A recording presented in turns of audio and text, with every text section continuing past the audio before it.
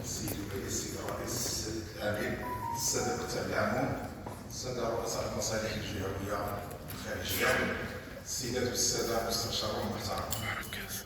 بغيت حتى انا ناخذ الكلمه باش نهنيو راسنا جميع على نفوسنا جميع، ونهني جميع المتدخلين في هذا المشروع الضخم المهيكل، واللي غادي يساهم ان شاء الله في واحد التنميه وتنميه حقيقيه بالنسبه للجهه.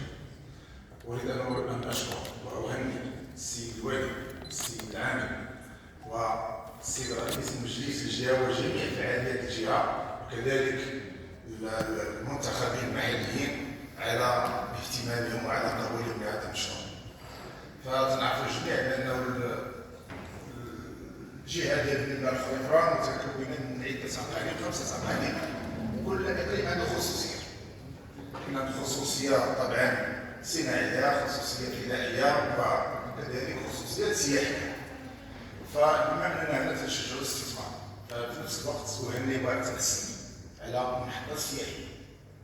السيد الرئيس والسيد الوالي اتفق الجميع انها تكون من اقليم ازيلان.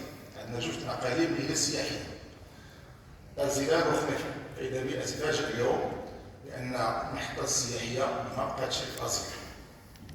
فاذا سمحتوا تنلتمس من المجلس، انا نرجع على هذه النقطه، اذا سمحتوا ناجلوا هذه النقطه هذه، نعم نشوفوا حنا وفرنا العقار وعندنا العقار، ما حضرناش دراسه لهذا المشروع على مستوى السيري، ما حضرنا ليه حتى في شي منصه. كنتفاجئوا اليوم على ان المحطه السياحيه خرجت من اقليم ازيلان. شكرا سيدي.